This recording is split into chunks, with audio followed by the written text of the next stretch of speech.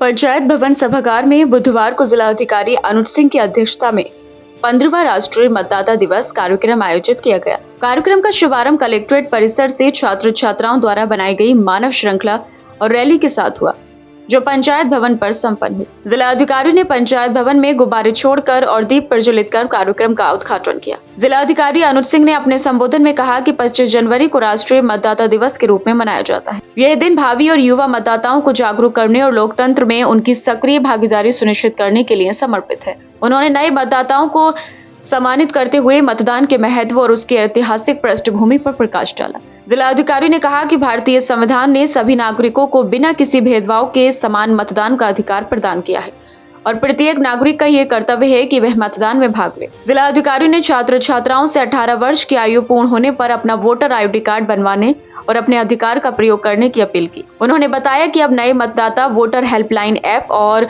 ECI की website के माध्यम से घर बैठे ही पंजीकरण कर सकते हैं। कार्यक्रम के दौरान मुख्य निर्वाचन आयुक्त राजीव कुमार द्वारा दिए गए मतदाता जागरूकता संदेश का सजीव प्रसारण भी सभागार में उपस्थित लोगों ने सुना।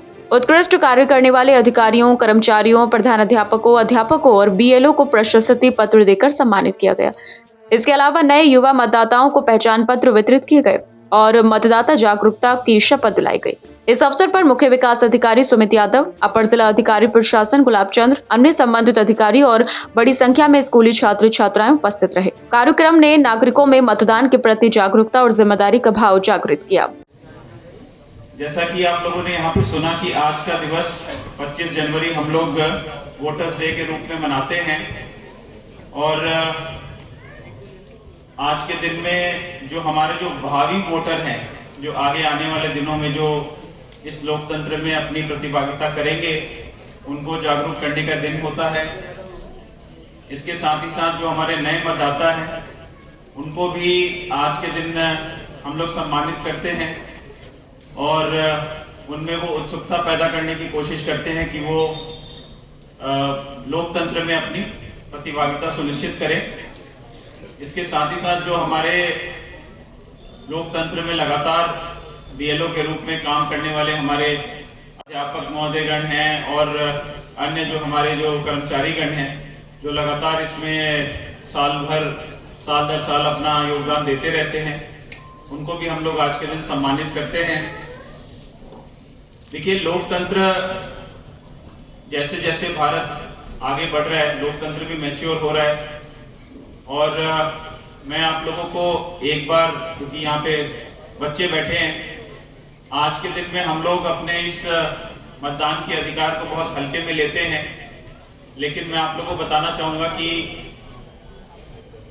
जिस देश के साथ हम सभी लोग अपनी तरक्की का मानक कंपेयर करते हैं, अमेरिका की बात करते हैं, वो जब आजाद हुआ 1851 में, तो वहां पे महिलाओं को वोटिंग का अधिकार पाने में 70 साल लगे, 70 इयर्स। अगर हम स्वयं भारत की भी बात करें तो 1919 में पहला चुनाव हुआ था और उस चुनाव में सिर्फ और सिर्फ मेन जो होते हैं, मर्द जो होते हैं, उनको बस वोटिंग का अधिकार था, वो भी सिर्फ उनको जिनके पास संपत्ति हुआ करता था। तो संपत्ति और जेंडर दोनों के हिसाब से तय होता था कि भाई कि कौन वोट डालेगा। फिर उसके बाद 1930 में जब इसका विरोध हुआ, बहुत सारी महिलाओं ने कहा कि भाई हमारे पास भी संपत्ति है, हम भी संपत्ति के मालिक है, हमारे पास भी इतना विवेक है। तो उसके बाद फिर उन महिलाओं को मत का अधिकार मिला जिसमें जिनके पास संपत्ति हो, और वो मुश्किल से 1% महिला थी।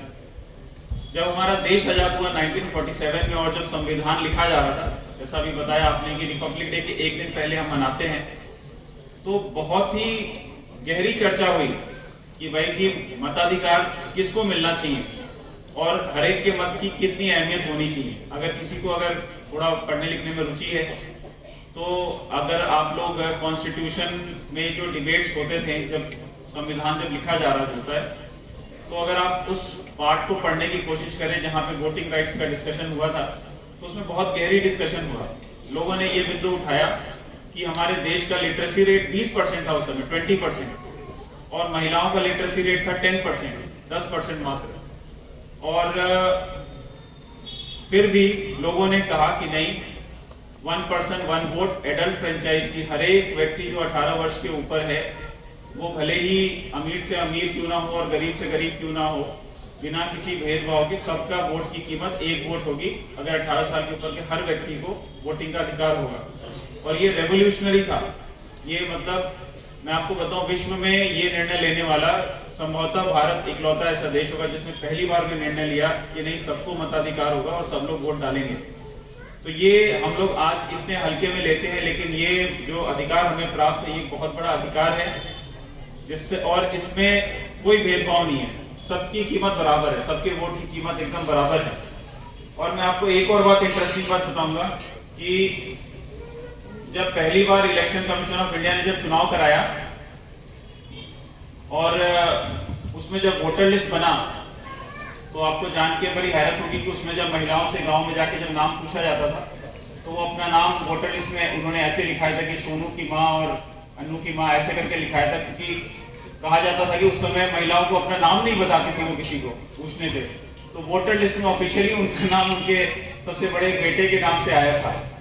वहां से आज हम लोग उस जगह पर हैं जब वोटर लिस्ट के साथ आधार नंबर भी अटैच करने की कोशिश की जा रही है और ऐप के माध्यम से भी वोटर बनने की सुविधा उपलब्ध है। तमाम हम लोगों ने 1950 से लेके आज तक लगभग 76 साल हो गए। इस 76 साल में हम लोग वहां से लेके यहाँ तक आ गए। तो ये एक बहुत बड़ी बात है और ये दिखाता है कि हम लोग भले ही नोटिस करें या ना करें, जैसे जैसे जनरेशन चेंज होता जाता है तो वो एक जनरेशन की जो मेमोरी है वो अगर पास ऑन सही से ना हो तो वो इरेज होती रहती है। तो हम लोग फॉर ग्रांटेड ले लेते हैं, लेकिन डेमोक्रेसी धीरे धीरे हमारा लोकतंत्र मैच्योर हो रहा है और इस बात को हमें अप्रिशिएट करना चाहिए। मैं आप लोगों को ये भी बताना चाहूंगा कि जो वोटर रजिस्ट्रेशन है, क्योंकि आजकल के जो हमारे बच्चे हैं बहुत टेक सेवी हो गए हैं, मोबाइल, कंप्यूटर, लैपटॉप, इंटरनेट और तमाम चीज़ों का उपयोग करना बहुत अच्छे से जानते हैं और पसंद भी करते हैं। तो अब वोटर बनने के लिए पहले तो आपको एक फॉर्म जाके लेना पड़ता था किसी से, फिर आपको जो संबंधित जो आपके BLO हैं उनको फॉर्म जमा करना पड़ता था। अब वो सब झंझट खत्म हो गया। अब आप लोग ऑनलाइन जा सकते हैं। वोटर हेल्पलाइन ऐप है, BHA करके है, एंड्रॉइड में, प्ले स्टोर में, सब जगह पे, उसके माध्यम से अप्लाई कर सकते हैं। ERO नेट के माध्यम से कर सकते हैं, ECI की वेबसाइट से कर सकते हैं। वहां से आप बस अपना एक ID और अपना जो डिटेल है वो दे देंगे, BLO आके वेरीफाई कर लेगा, आपका वोट बन जाएगा।